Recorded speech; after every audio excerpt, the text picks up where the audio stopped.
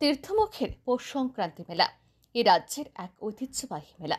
বিশেষ করে রাজ্যের জনজাতি অংশের মানুষদের সংস্কৃতির একটি অঙ্গ এই মেলা। ত্রিপুরীদের কাছে এ উৎসব পৌষ হাংরাই নামে খ্যাত। প্রতি বছরে নিয়ে এবছরও পুণ্যস্নানের মধ্য দিয়ে তীর্থমুখে পৌষ সংক্রান্তি মেলার সূচনা হয়। সোমবার রাতে এই ঐতিহ্যবাহী মেলার উদ্বোধন করেন রাজ্যের জনজাতি কল্যাণ দপ্তরের মন্ত্রী বিকাশ দেববর্মা। সাথে উপস্থিত ছিলেন সংখ্যালঘু কল্যাণ ও সমবায় দপ্তরের মন্ত্রী শুক্লাচরণ নোয়াতিয়া, গোমতী জেলা শাসক তরিতকান্তি চাকমা, বিধায়ক সঞ্জয় মানি ত্রিপুরা, বিধায়ক পাঠানলাল জমাতিয়া, গোমতী জেলা পুলিশ সুপার নমিত পাঠক এবং করবুক আরডি ব্লকের ভিডিও প্রণব ত্রিপুরা সহ বিশিষ্টজনেরা। উল্লেখ্য, তীর্থমুখের এই পৌষ সংক্রান্তি মেলা বহু প্রাচীন এবং রাজ্যের ঐতিহ্যবাহী উৎসবগুলোর মধ্যে একটি।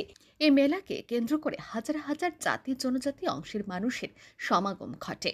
এ মেলা চলাকালীন সময়ে বহু মানুষ তাদের পিতৃপুরুষের উদ্দেশ্যে তর্পণ করে থাকেন। মেলার উদ্বোধন করে মন্ত্রী জানান, ডুম্বুর ও নারিকেল কুঞ্জ জুড়ে ইন্টারনেটের সমস্যা বহুদিন যাবৎ চলে আসছে। এই সমস্যা নিয়ে মুখ্যমন্ত্রীর সাথে আলোচনা হয়েছে, তবে রাজ্যে বন্যা পরিস্থিতির কারণে এই সমস্যা সমাধান সম্ভব হয়নি। তবে চলতি বছরে এই ইন্টারনেটের সমস্যা সমাধান হয়ে যাবে বলে আশ্বাস দেন মন্ত্রী বিকাশ দেববর্মা। গোমতী জেলা প্রশাসন ও তথ্য সংস্কৃতি দপ্তর এবং উপজাতি কল্যাণ দপ্তরের যৌথ উদ্যোগে দুদিনব্যাপী আয়োজিত এই মেলাকে সুষ্ঠুভাবে পরিচালনার জন্য টিএসআর এবং ত্রিপুরা পুলিশের যৌথ টহল চলছে। এর সাথে তীর্থমুখের কাছাকাছি সীমান্তের বিভিন্ন প্যাঁচগুলিতে নাইট ভিশন ডিভাইস, ড্রোন এবং সিসিটিভির মাধ্যমে নজরদারিও বাড়ানো হয়েছে।